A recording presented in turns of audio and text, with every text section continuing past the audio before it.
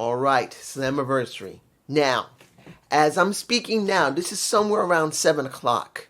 This is just before the 0 hour. So what I'm going to do, I'm going to try and do this video as thoroughly and as quick as I can, which is not easy because I talk too damn much. And then I will see if I can catch all, or at least most, counting how long this takes, Forbidden Door. That's what I'm going to do. So you will see this one uploaded first.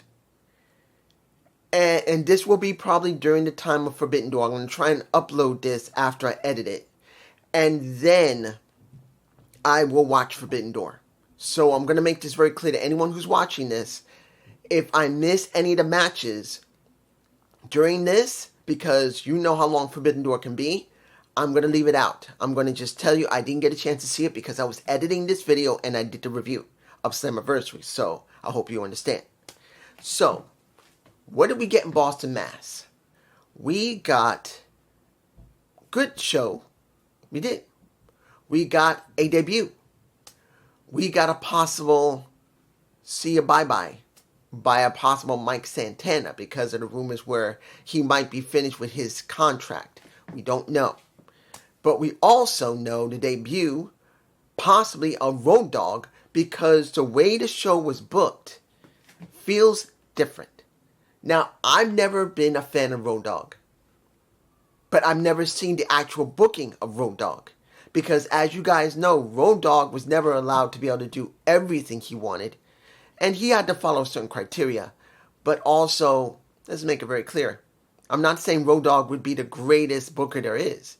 But we never really did see the best that Road Dogg gave us. So, next to one debuting Uma Nation, we get Road Dogg's booking here. And a tribute to Jack Dorling. In the opening of the show, and I believe you see a picture of him right now, you see Diener, the hometown man, show himself. And it was to honor Joe. Everyone was wearing armbands in honor of Joe. And he made it very clear how special Joe was. And made it very clear that when he finally had brain cancer and they removed him and said, you can't wrestle anymore, he said, I don't give two damn flips. I'm going to wrestle until the wheels fell off. And that's what happened. Pretty much, as you already know, Joe, it came back. And he tried to get rid of it, but in the end, it took his life. And it's such a horrible thing to see a person just lose their life in such a way. It's horrible. But at least they did honor him. And I respect that. So I will give them that, and I'm thankful for that. They did care enough for Joe. Opening. Okay. The Ultimate X. I kind of blew it a couple of times trying to talk about this match because Rick Swann looked good. Eichner didn't look too bad, especially when he did that crossbody. Oof. He did hit Kaz really good with a crossbody as he was trying to hang from the rope, and Eichner just jumped off of the ring rope onto him. Oof. That could have squashed the air out of him, I'm telling you. Leon Slater looked good. KC looked good. Everyone looked good in the match. But do I believe that Cedric needed to keep the title? With what's going on? I don't know. I don't know if Cedric needed to keep the title. I don't know. But he just won it. It would be wrong for him to drop it. But I'm like, does it mean anything for him to hold that title? Because it feels like he should be going after the international title instead of the X division and keeping it. It just feels like he should be going after the international title or the world title. That's what it feels like. But that's just me. I'm just saying this. But he did retain because he grabbed the title out of Leon's hand when he was struggling with, I believe it was either Rich or Eichner. I can't remember who was holding on to the title at the time. Was it Eichner or Rich? I don't think it was KC. But he managed to get it out of the hands of both of them. And they were just pissed that he managed to get that damn title and keep it again. The match wasn't bad. I was fine. And what happened afterward with Kaz and Amazing Red, what Kaz generally said Well, he really said that, brother, me and you were originals. Very few people can make a mark. You made a mark. I'm not going quote by quote, guys. This is what it would feel like. That he was saying simply that me and you are originals of this company. And I love you. You always have my respect. And because of it, you are now going into the TNA Hall of Fame because of how much you give him. Because they should have a video package of him, of what he did. And they gave him the Hall of Fame. He's going to have it at Bound for Glory. So we get him, we get ODB, and also, after this, later in the night, you get Santana in a notebook writing his thoughts down, and he talks about Conan. And I'm going, why is he talking about Conan? Conan die? Because normally, I haven't heard Conan die, and that was the first thought because sorry. It's not great to hear people pass away, and it does still affect me. I do have depression and anxiety. It does mess with me a little bit. So Joe passing away, the moment that I see Santana talking about Conan, and I know Conan wasn't feeling too well, but he's been doing pretty well in AAA, but I heard he might have been sick a few weeks ago or a few months ago. So I was hoping, oh no, something happened to Conan, but he didn't. Now Conan is going into the Hall of Fame, which I'm glad to see. He's earned it. As much as he earned what he did in ECW, or not EC, or was it WC? I can't remember right now. I think he was in ECW. But his contributions to the wrestling business cannot be ever forgotten. Look, I don't talk about my heritage much. I don't. It's very rare for me to talk about it. I'm half Spanish, half black. Okay? I believe that my race doesn't really matter because it counts on your personality and how hard you work at this day and age. Okay? But I'm not going to deny that decades ago, many decades ago, when I was still a teen, it was hard to get anything done anywhere being black, Spanish, or even mixed black like myself. Mixed black and Spanish. And Conan was one of those people. There is no way to deny it. That he opened the door for a lot of people in the early and mid 2000s. He busted his ass in Japan. He busted his ass in either WCW, ECW. I still can't remember which one. And throughout those years, particularly when he went to MLW, then WWE at one. No, did he go to WWE? No, he didn't. He worked in TNA when it was coming up. He busted his ass to make sure other Latin American, Spanish speaking, didn't matter if they're Puerto Rican, Dominican, Mexican, who cares? He wanted to get them some chance and open the door for them. For that, I give total respect for him.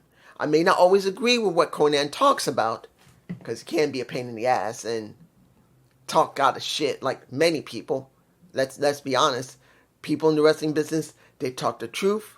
They talk in between the truth and bullshit, and they talk bullshit. But Conan deserves every respect he deserves. I respect Conan. I do. I may say what I just said about telling the truth, somewhere in between, and bullshit, but that's in the wrestling business. Everyone knows it. And this is not meant to disrespect Conan. If you saw this, my respect to you. Congratulations on going into the Hall of Fame in TNA and when you go to Bound for Glory. I want to see you say as much as you want. You earned it. But now we got 3 people going into Bound for Glory. That's good. Next, let's make this very quick. AJF versus Elijah. IP match. Pretty much, if Elijah wins that match, he gets his IP back. His face, his music, his identity as a wrestler. This did not feel right. Not because I hated it, it just felt rushed. And that's the truth. This match was okay. And what was the guy? Expression. I don't give a damn about Expression if the guy's name is Expression. Just like Little Yachty, why does AJF need him? Why does Trick Williams need him? They don't need mouthpieces when both of them can talk. AJ Francis can talk. You may not like AJ Francis, but the man can talk. He's got a good gift for gab, just like Trick Willie. They both got it. So seeing them with some type of celebrity from the rap industry just does not do it for me. I want to see it from them. Yes, they can do rap. I know AJ Francis makes his own music. I know, and I respect him for that. But he didn't need someone by his side. It should have just been him. I'd rather see him show himself than someone else coming in. Yes, even if it's his actual friend. I just don't want to see that. I want to see him, not some celebrity or wannabe celebrity. Not saying that Expression is a wannabe. I don't keep up with rap. I've just never been big on it. But I want to see AJ Francis. I want to see it about you, dog. I want to see it about you. Not having him there at ringside as a distraction from the match. Now, of course, he won, and yeah, I will give Expression his credit. He decided he's willing to take a guitar to the head, which he did. And we did get Elijah getting his stuff back. But the problem for me is that it felt very rushed. It felt like it needed like 2 or 3 more weeks of development. Where we hear Elijah talk, not just do a vid pack, but do an interview with Gia Miller. I feel like he needed more, and he didn't have it. I felt that it was down for me. Next, the women's, the knockouts. We had about 4 sexy women in that damn ring. We had the Bunny, we had Rosemary, we had Em, and we had Heather. All damn good-looking women. So I'm calling them women. I'm going to call them women. Just for a moment, I'm calling them the women. Not just knockouts, just women. Because they're like, come on, you can't tell me you're not looking at Allie. I mean, let's make it clear. Allie coming back to TNA, she's been wrestling very good. So has Rosemary. We don't see a lot of Rosemary. Maybe because she's been working on Explosion. Maybe she's been in other wrestling promotions doing some work or took a little bit of a break. But Rosemary's been doing pretty well. Allie looks good. There's no problem. But I'm not going to say that Allie doesn't. She looks good. You can't deny it. And I knew, because of how they pushed them both, that it was going to be inevitable. They were going to win that title. They were going to win the tag titles for the knockouts. They were going to do it. The only problem I have is that we don't really have many teams there. Mira Moore isn't there. Tessa Blanchard is gone. I don't know about Victoria Crawford. I don't know if she's gone or not. She might still be there. But we don't have enough women to really do a tag division. We have maybe two tag teams, 3 at the most. If you're lucky to have 3. But here's the thing where it's going to become very interesting. You see, they're now going to do a Knockouts television title, and they're going to be doing a title tournament. Here's the, I think I got the graphic. It's in my face. If I don't, sorry. But guys, now they're finally, we're getting a secondary title for the women, for the Knockouts in TNA, which is great. One of the major problems we've had in TNA is just one knockout title and a tag title. It's the only time you can see all the women. But you don't want to just see all the women all together. You want to see more, and you can't. Either they got to be going for the knockouts title, or they got to be going for the tag titles. I want to see the tag titles be retired for a while, and let it be about the knockouts title and the TV title for the knockouts. They need it. Because unless you're going to show a lot of women doing this, you're going to have a major problem. You're going to have 3 titles where you need at least 4 teams or 5 for the tag titles. You need at least 10 women for at least for the new titles coming, you need about 10 women to be able to challenge for it. 8 to 10 women. And then for the main title, you need at least 5 women. And if they're doing double duty and triple duty, it'll be just like what happened with the pandemic, and people will not like it. Because you'll just see the same faces over again and over again and over again and over again. And we know now that TNA does not like to pay a lot of wrestlers to come in and do tapings a lot. Yes, they'll bring some of them in during live events, but they don't pay them much. They'll do them in groups. And not all the time do they give more than just 2 women that will either do singles or do tag. You need more. You need like 8 to 6 women who from the outside to do at least 4 months of content to make it feel like a full division, or at least that they're women that are coming in just to be seen.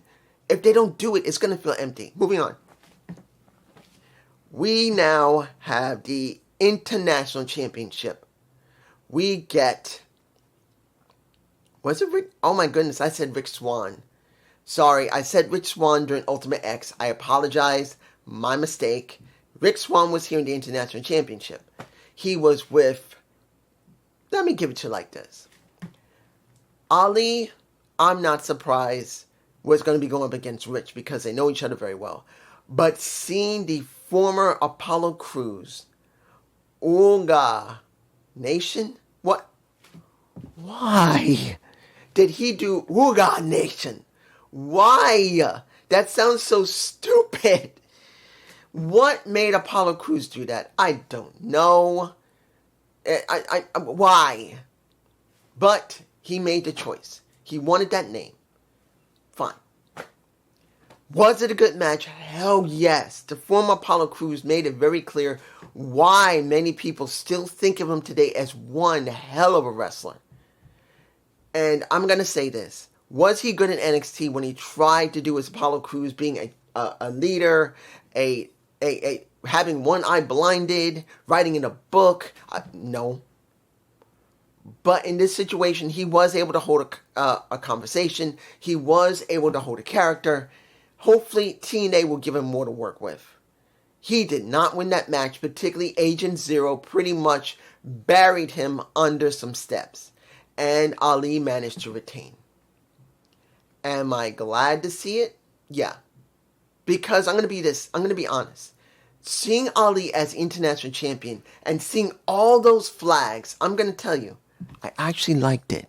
I liked seeing the different flags from different countries being displayed, making it feel like, okay, if Mustafa Ali, or Mustafa, I say Mustafa, he is the champion, you can feel the representation of the different countries. He just makes it feel important compared to the open challenges that have been in WWE.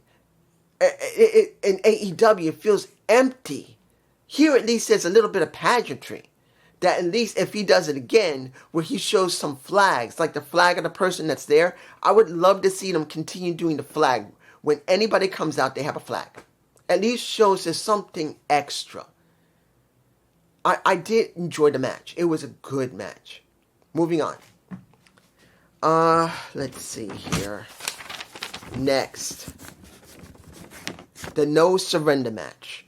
Where not only do we see Eddie Edwards, Alicia Edwards, Moose, we saw Moose's son, one of his sons, I believe, one of his sons.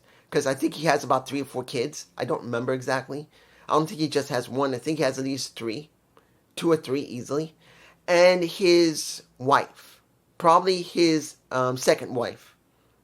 Yeah, I think it's his second wife. She was in the audience. Tall woman, man. Even in heels, she was freaking tall. She was almost as tall as Moose himself in those damn heels. She is not a short woman. But we did see the ending of their feud. Now, here's the thing. I truly believed that Eddie was going to win.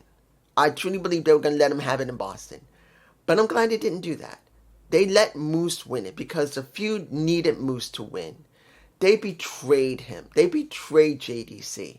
And it needed to happen. They needed Moose to win here.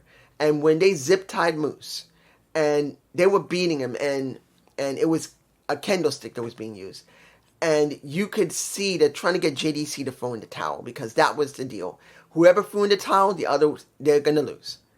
And seeing that his son and his wife came out, Moose's son and wife came out, and you see Eddie grab Moose's wife's hair, threw it to the ground, messed with Moose's son, and Moose's son nut-shotted his ass. Well done. It wasn't bad. Now, the problem here was that his son, King, I believe he called it King, he didn't understand not to start smiling and laughing and enjoying it. let's make it clear. He's not a wrestling kid. He's not. He doesn't understand. If you're going to do this, you got to make sure you look good for the camera and good for the fans there, because you can't just go, yay, yay, this was fun. I nutshot at somebody, yay. No. You don't act that excited doing a move on a guy like this. You're going to say, that's what you get for messing with my dad. That's what you got to show it. But this is like the first time he probably ever participated in a match. So you have to cut him at least a little slack. If that happens again and Moose doesn't talk to him about saying, son, listen to me. The last time you did this, you're going to be a part of this again. And he says, yeah, but calm down. You have to remember, you got to be in a character. You got to like an actor. You got to be in a certain way. If he doesn't talk to him about it and he does it again and again, it just breaks the immersion. But here you got to understand, he's a kid. He's still very young. And this was the first time he was ever on camera. I don't think he's ever been on camera before in a wrestling ring. At least not in TNA. So you got to cut him some slack. It was a good match. Moose won. And after that, not only did you get a pretty much a stunner to Eddie, but then you see Moose spearing Alicia and Eddie through a table. Cool. No problem. Next, the men's tag team ladder match. Broken Hardys versus the Great Hands versus the Righteous versus the System, who are the current champs. I honestly thought the ones that should have won there should have been not the Great Hands, but the Righteous. I'm actually quite surprised they decided to keep it on the Hardys and not let the, go back to the Hardys because the System had them. My mistake, sorry.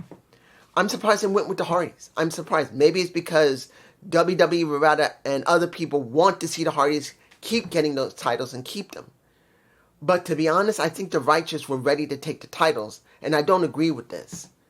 In the end, when you see Brian Myers get Lily in the Valley shoved down his throat, and he's going, think about Mr. Elegance, who was on the rope in Ultimate X, who's holding on, he's going, and then he gets nailed.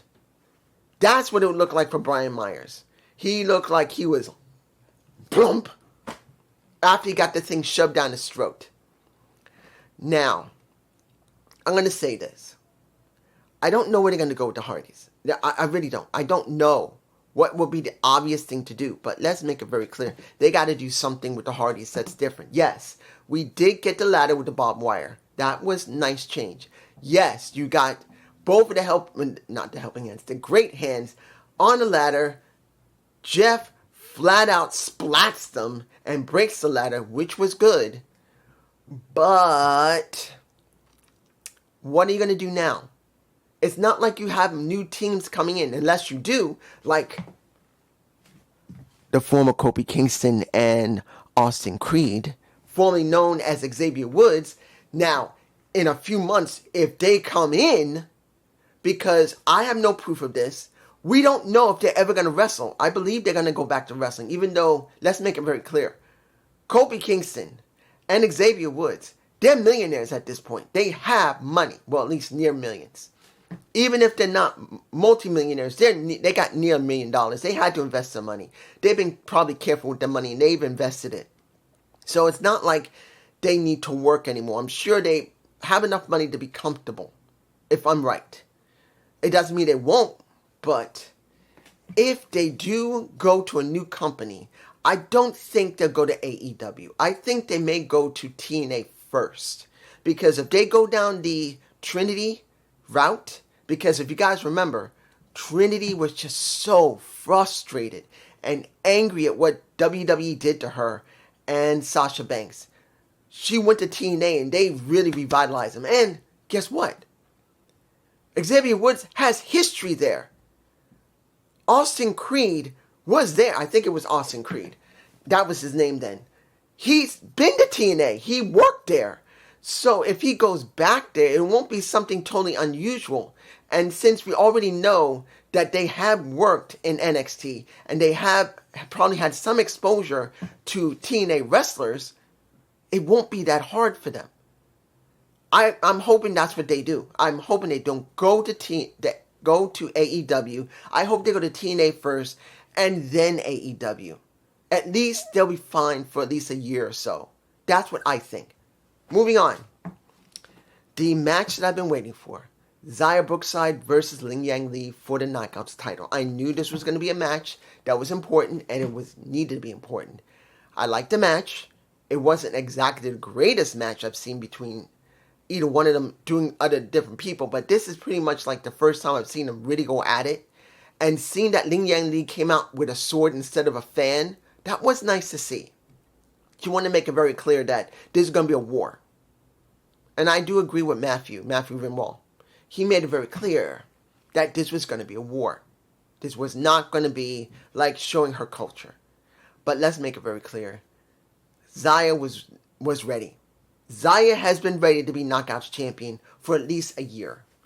After all the work she's done, which has not been very good booking, but she had been there long enough that she dealt with the bad booking, tried to make the best of it, and I truly believe she's earned the right to have that title. So now she has it. The question's going to be, how are they going to book her now?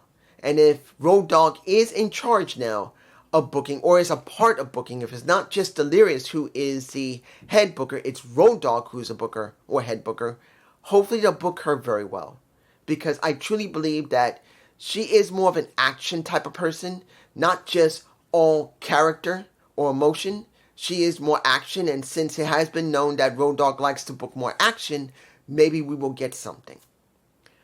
Finally, the final match, the World Heavyweight Championship, Mike Santana versus a little bit of Nick.